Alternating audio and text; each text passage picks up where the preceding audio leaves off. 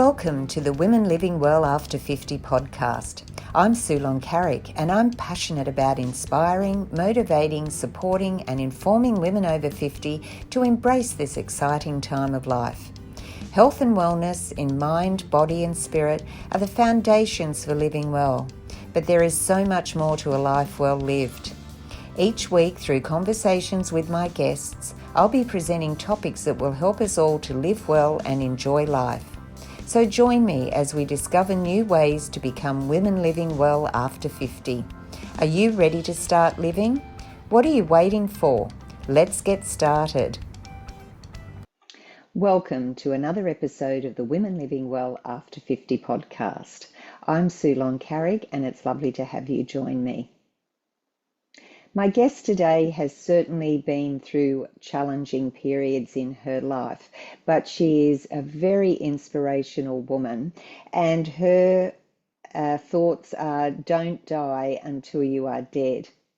Deb Krier is the founder of tryingnottoDie.L.I.V E, cancer advocate and entrepreneur. Her journey took an unexpected turn when she was diagnosed with stage 4 triple positive breast cancer in 2015, followed by thyroid cancer in 2023. Her profound experiences fueled the creation of tryingnottoDie.L.I.V E in 2022 and is a transformative initiative empowering those navigating the complexities of cancer. Today, Deb joins me to share her story, to share what her L.I.V.E principle is, and to talk about other things that she's learned in this challenging time. So let's go and join the conversation. Welcome, Deb. It's so lovely to have you join me on the Women Living Well After 50 podcast. Oh, Sue, I am absolutely delighted to be here and very honored to be your guest. You've had fabulous guests on, and I am glad that I'm now in that audience. Well, you certainly are. And just before we came on air, I was having a chat to you. And the first thing I thought was this lady's just full of energy and enthusiasm. And I can't wait to hear your story, because the way you are is very inspiring compared to what you've been through. So let's just go back a little bit. Sure. I'd like you to just share a little bit about your background pre and post 2015, just so the listeners can get to know you a little bit. Great. Well, thank you. I'm this bubbly, and it's 5 p.m. for me. So, so before my diagnosis, I was just going merrily along in life. I own my own business. It's called Wise Women Communications. And we're a full service marketing and PR firm. I have my own podcast, but it is a business focused podcast. And but I did work at one point for the American Cancer Society and for an oncologist. So when I got the diagnosis, I tell people I knew just enough to be dangerous, but married, dogs, cats, no kids, having a great time with life. And then kerthunk, I was told I had cancer. That's a difficult thing to accept, isn't it?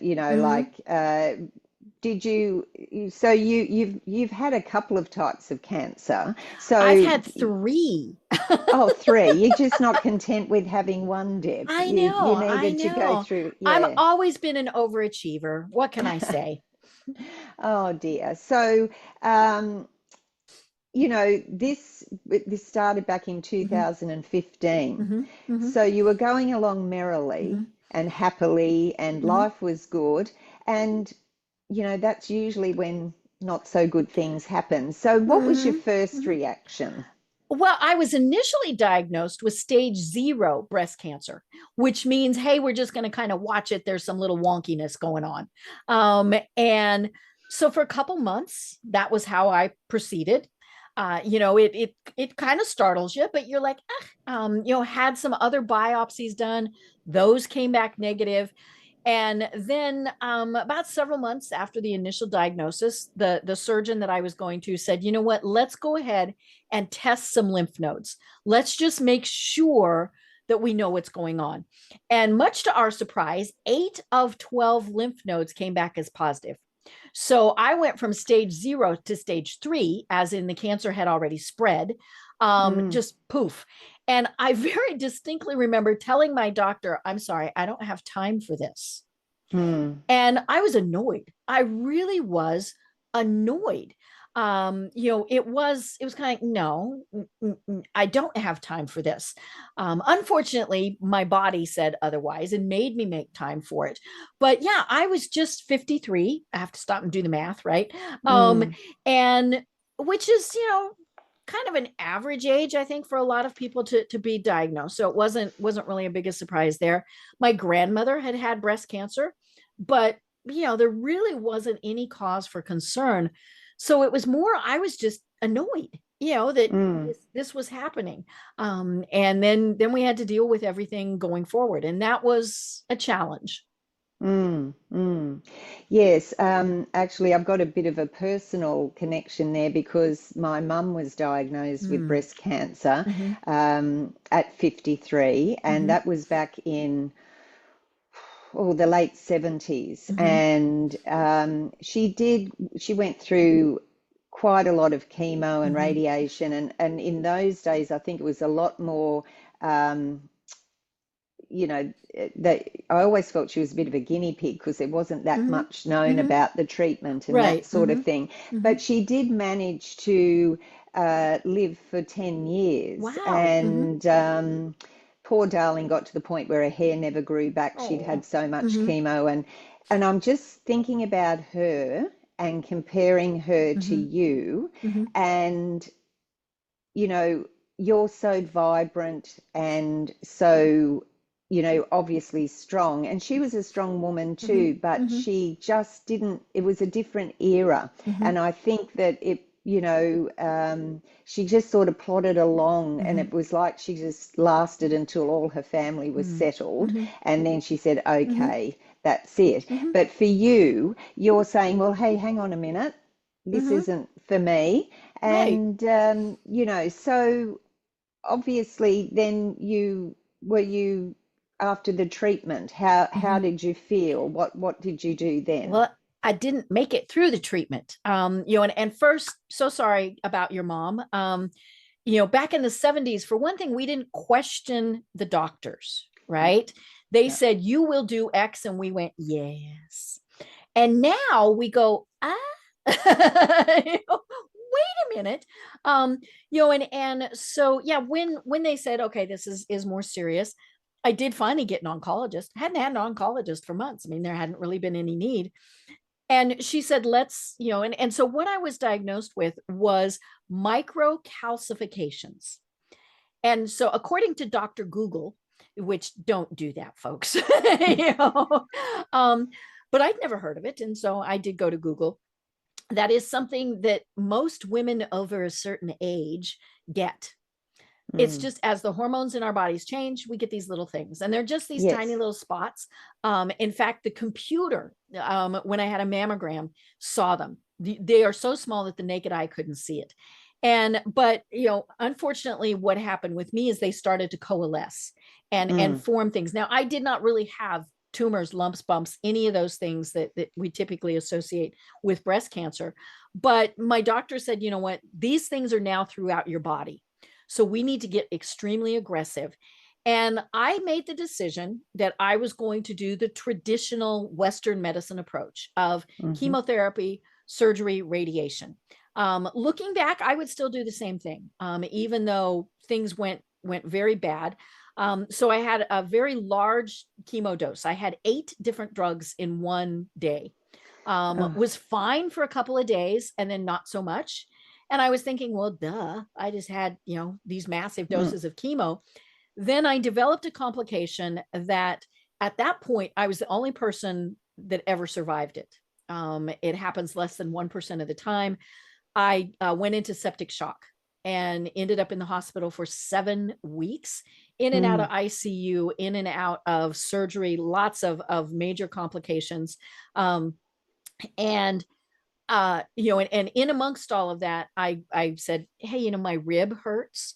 And so then we did another really fun test. And the official diagnosis is stage 4 metastatic triple positive breast cancer. Mm. And stage 4 is not considered curable, at least for breast cancer. But it's been almost 10 years, and that first big dose did what it was supposed to, because we haven't had any other types of things. The other cancers that I have been totally different cancers. I'm just one of those people.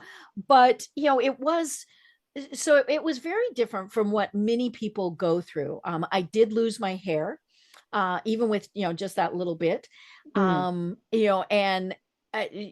but because I didn't have all the chemo that I was supposed to have, I didn't have a lot of the other things. I don't know if I have chemo brain or if I'm just getting old, and things like that. But yeah, it was a challenge. And then, like I said, I decided to have surgery. I had decided on a double mastectomy.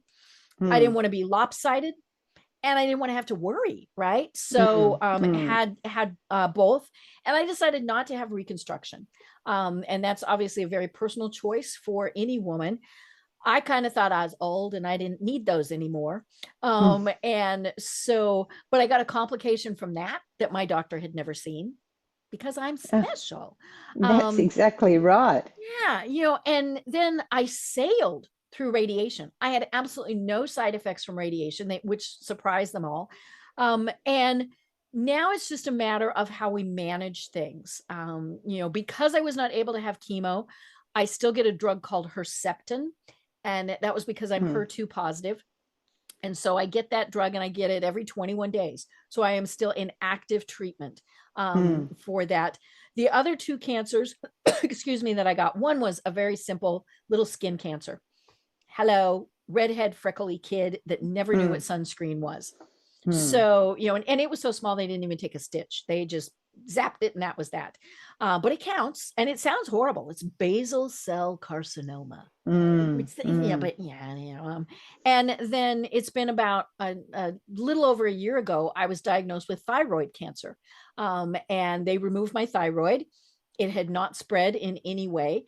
And aside from the fact that I now have to take a stupid little pill every morning, 1 hour before breakfast, I'm very specific about that. That is just fine. But yeah, I've had a very different route than what many people have when they have to deal with this. But of course, now you're giving back, and you're really trying to help others going through the same thing. So I wanted to talk about your L.I.V.E principle, if we could, Sure. because that intrigued me when I was reading it. I love it. Well, thank you. So I started an initiative. It's called Trying Not to Die.live. Mm, And L.I.V.E is an acronym, and that is the website. So Trying Not to Die.live. But so that the acronym stands for Lead Your Tribe, because I might be the cancer warrior. I'm not a cancer patient. I'm a cancer warrior, but I have my tribe, and so I'm going to lead my tribe, family, physicians, whoever, who is going to be my tribe.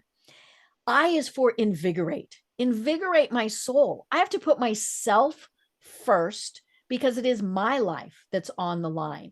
And sometimes that's hard as women, right? Because we're nurturers, we're putting everybody else first. Nope, we've got to put ourselves first.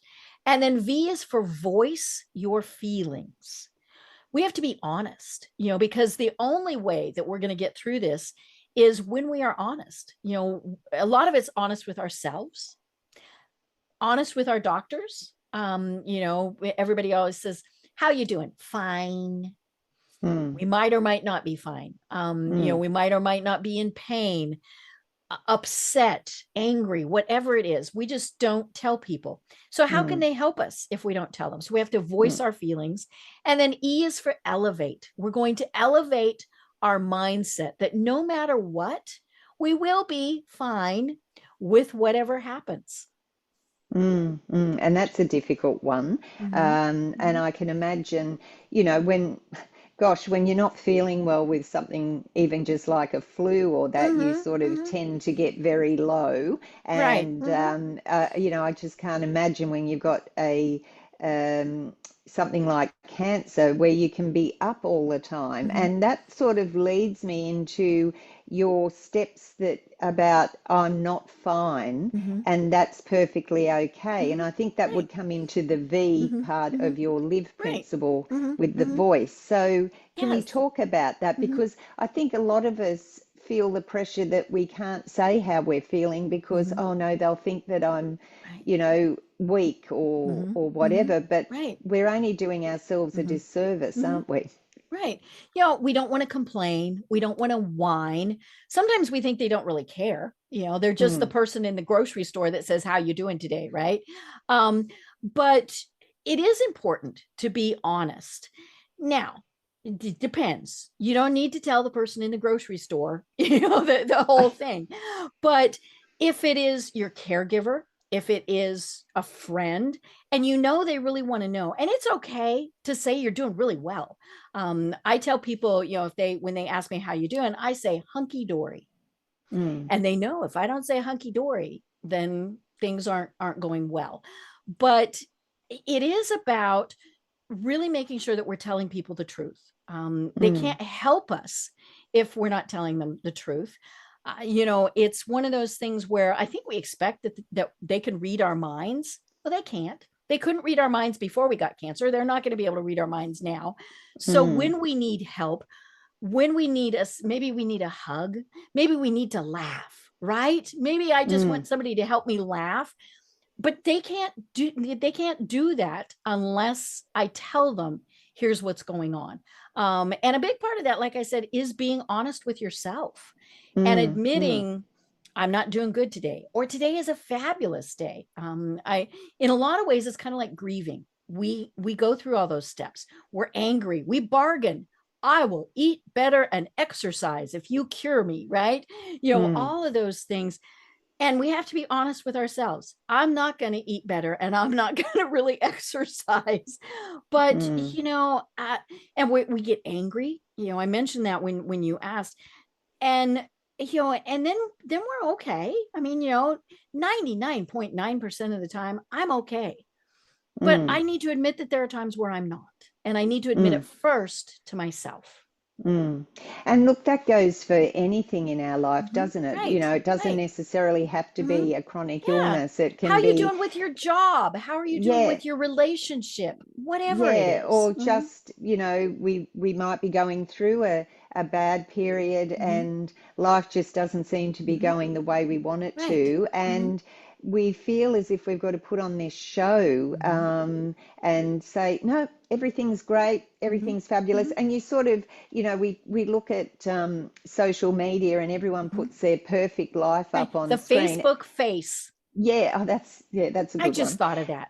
Oh, there you go. Um, in terms of we all want to show the positives of Mm-hmm. our life. Mm-hmm. And sometimes we think, oh, people just don't want to know Mm-hmm. the bad side. Mm-hmm. But if you've got your tribe, as you talk Mm-hmm. about it, you can be very honest with Mm-hmm. them, can't you? Right. Because as Mm-hmm. you say, 99% of the people out there aren't Mm-hmm. really interested Mm-hmm. Right. in you, Mm-hmm. but those closest to Mm-hmm. you are. Mm-hmm. And do you find though that when you've got something like this, you really can sort the wheat for the chaff? Mm-hmm. With friends and acquaintances and relationships. Oh, most definitely. It was really strange. Some of the people that I thought would be my biggest supporters dropped off the face of the earth. Mm, I mm, don't know if they were my age, so I don't know if they couldn't handle it. Maybe they thought I was going to ask them for too much, all sorts of things. But yeah, they just poof. And then other people that I didn't even think knew I existed have been some of my biggest supporters. And mm, that's been really interesting. But I've also made the decision with some people that they don't really have a place in my life. Mm, And maybe they're, what we call the toxic people. mm. I've had several people who said, well, what did you do to cause your cancer? Oh, Really? I didn't mm, do anything. And mm, even the people who smoke, and I mean all those things, no, you aren't doing it to get cancer, right? um and so, or maybe they're just the negative people, right? We mm. all have those type of people in our lives. That's great, but I need positive people in my Mm, lives. Now, they mm, can question me. They can say, what on earth? Why are you doing that? Whatever. But as long as mm. they're doing it from a place of love, then Yes. I'm okay with it. Mm. I think you also find that in situations like this, or even, further down the track, Mm-hmm. when we're, probably not going to survive, Mm-hmm. the those closest to us are going through their own, Mm-hmm. um, you know, feelings and so Mm-hmm. forth. And I Mm-hmm. think a lot of it is fear. They don't want Mm-hmm. to lose you, Right. or they don't Mm-hmm. want to Mm-hmm. think that could happen to Mm-hmm. me, or they just don't want to acknowledge it. Right. And rather than putting themselves in your situation, Mm-hmm. going, well, what would I Mm-hmm. need from Mm-hmm. someone? They just can't step up. Right. Right. I think, and I've had people tell me this. They said, we didn't know what to say. It's Mm, kind of like when someone dies, right? You don't want to make them think about it. You don't want to bring it, make them feel worse. So we just don't say anything. Well, then mm, what happens is we think they don't care. And I tell people, Hallmark has cards. I actually still have every single card that was sent to me when I was so sick. mm, And oh, the gifts, the lovely, lovely gifts that people sent just were so moving. And and I tell people, even if you just are clicking like or saying thinking about you when I post on Facebook, that's okay. Then I know you're mm, there and I know you're supporting me. mm. But I also realize that for many people, including ourselves, right? Sometimes we just can't. We don't have, we're having, like you said, we're having a bad day ourselves or whatever it is. So I always try to give people grace Mm. and think, okay, and I mean, well, so and so didn't comment on my Facebook post when I was talking about my surgery. Well, maybe they didn't see it. Mm. Right? You know, we never know what's going on in somebody else's life. So, and just like they don't always know what's going on in ours. So we all just have to give everybody a little bit of grace. Yes, yes, that's true too. And quick to judge others, Mm-hmm. Mm-hmm. rather than maybe thinking, well, Mm-hmm. what's going on in their Right. world. Mm-hmm. Now, you also say don't die until you are dead, Mm-hmm. which I think is a great, I mean, it's a bit Mm-hmm. morbid, but it is Mm-hmm. true, isn't Right. it? Because we can give up on Mm-hmm. life or we Mm-hmm. can keep Mm-hmm. going. So what are your thoughts around that? Well, that's why we called this trying not to die. And that actually came about from my mother, who I'm an only child, and I was within hours of dying. I mean, my husband had to Mm, call. I'm in Atlanta, she's in Kansas, or she was, and he had to say, you need to come out, and you're probably not going to get here fast enough. mm, And so she came out and stayed for 4.5 months. Yay. But one of the times when one of my medical caregivers did something, she made the face, the disapproving mother face. And I went, what? mm. And she said, you did not say thank you. And I Huh. said, oh, for heaven's sakes, mom, I'm trying to not die. Yeah. But that really made me think about it later, is that we do focus so much on trying to not die that we forget that we have to live. And for Mm, some people, they don't even have an illness. They just are kind of plodding along, waiting until mm, the end. And sometimes that's 50 years, right? Or more. So mm, why not live life to the fullest in whatever way you're capable of doing every single day? Eat the mm. chocolate cake, folks. That's right. And I've in my circle, there's a few women in my age group. Mm-hmm, We're mm-hmm, in our mid to late mm-hmm, 60s, and you're starting to lose people mm-hmm, mm-hmm, or something, you get a wake up call, mm-hmm, and that's when you decide, oh, I've got to start living, mm-hmm, rather than, you know, being aware all the mm-hmm, time that mm-hmm, we are very fortunate to have mm-hmm. our life. Right. And, you know, you never know what's going to happen. And I've got a friend who's just booked some travel that she wanted to be doing. And she said, well, you know, she's got a friend who's seriously ill at the moment. And she said, I just look at her and I think, you know, that could be me or anyone. So I have to make the most of what it is. I've Right. just gone and booked all this travel that I've been wanting to do. So, you know, we can get stuck in the rut of living, can't we? We Without can. having And we can anything, put stuff any off. illness. Yes, hmm yeah. hmm So what are some of your tips, I suppose, on living rather than focusing on just plodding along and waiting for the Right. end? Well, if you have a bucket list, and I think we all have, to some degree, a bucket list of we want to do's, do it now. And maybe you're not able to completely do it. Maybe you want to, travel a lot for whatever reason. Maybe you can't. Okay, there's museums, there's books, there's Mm, movies, there's other ways to do things. And appreciate the people around you. Tell them thank you, kind of like my mom said, right? Mom's always right. And so tell them thank you. And of course, our caregivers are truly our superheroes. So tell them thank you. Excuse me. Tell them that you love them. you know uh, I Because of my complications, I've had multiple surgeries. And so my I have one surgeon, excuse me, who has done, I think, 6 surgeries. I would walk on fire for him. Most people would who know him. He is just an absolutely wonderful man. And the last time I saw him, I told him that I loved him. And I always tell my oncologist that I see her every 3 weeks. mm, And I always stop into her office on my way back to have treatment, and blow kisses and say I love you and all of those things. Is that a little silly? Yes. But do we mean it? Yes. mm. And don't put off. My mother died very suddenly, and the last conversation that we had on the phone was the absolute funniest thing in the world. It was this delightful conversation, and people said, well, are you sorry you didn't talk to her the day she died? And I said, not really, because that's not how I wanted to remember her. Mm, mm. Yep, that's important too. And I don't think it's silly telling anyone that you love them if it's from the heart. And I'm Right. sure that those professionals, hmm you know, they're surrounded by hmm sadness and Right. sometimes they probably feel helpless hmm because they hmm can't Right. probably cure the hmm person. So hmm hearing something like that hmm would make their day. Right. Right. Yeah. I have, my kidneys are very seriously damaged from septic shock.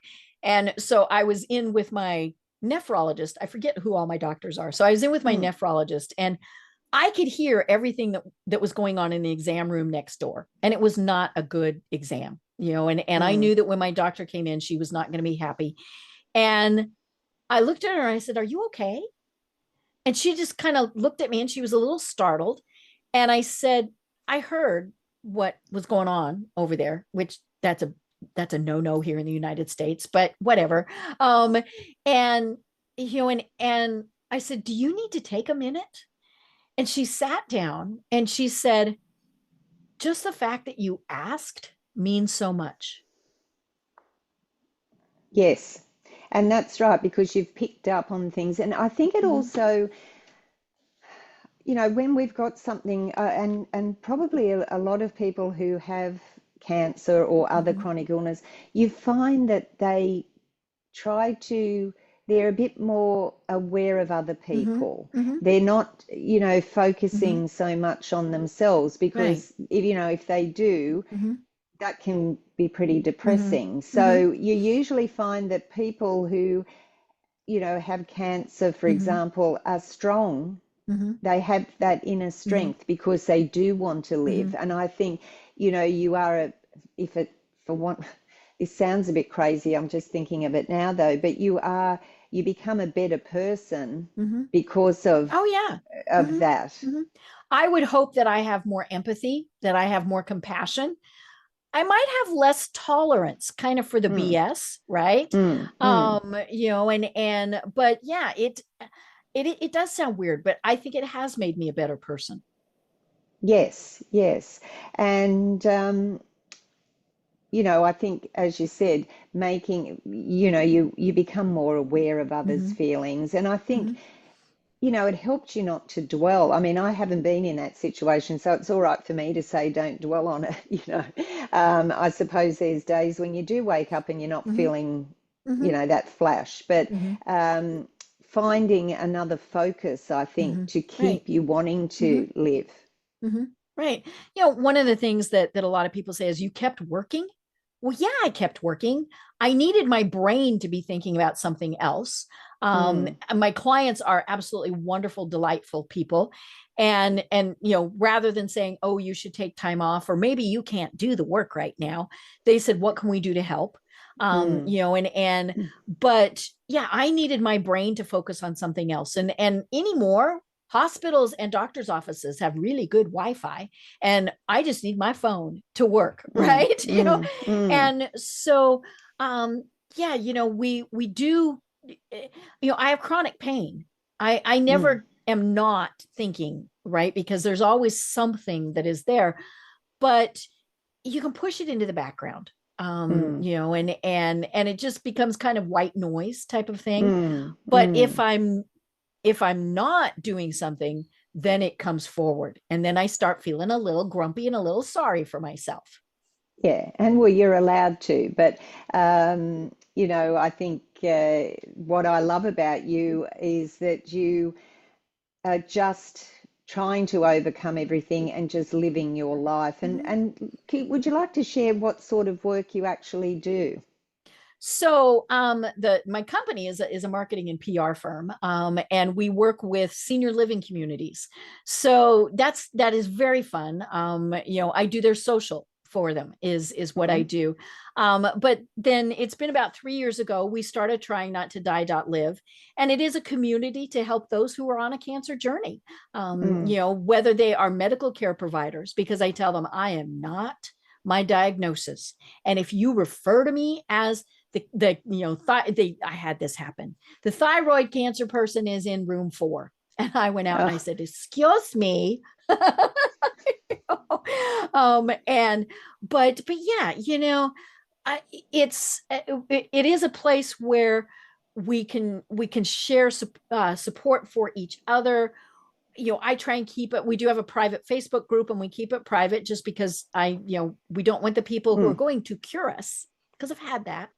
Drink my protein drink and it will cure you. Okay. mm, I mm, know you mm, meant well, but no.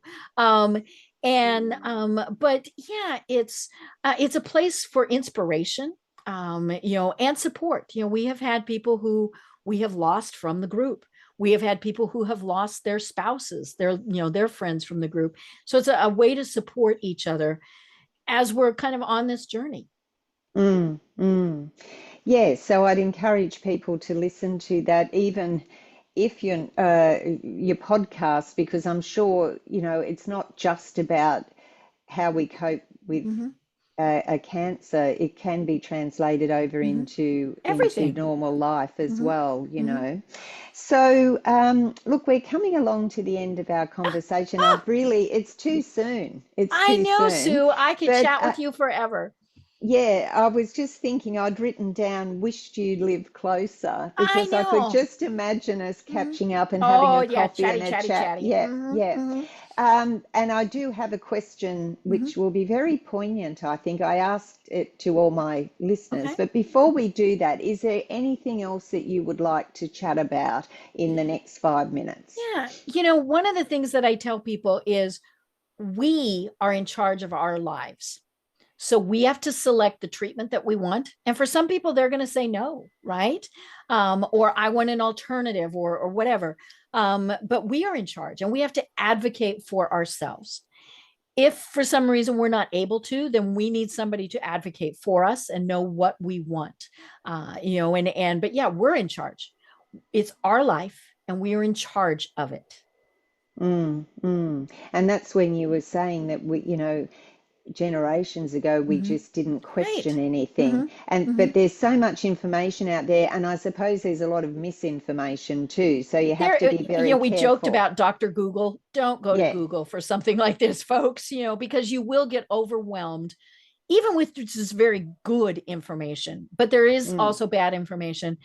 So select who you're going to go to, depending on what it is that's going on, and just recognize that it, it's you have to filter through it and find what's going to work for you. mm. Great advice. Okay, Deb. Well, my last question to you is I ask all my guests this, Mhm. but it's probably going to be very um, different for you. But what does being a woman living well mean to you? Ooh, I love it. Um, Living each day and realizing what a gift it is.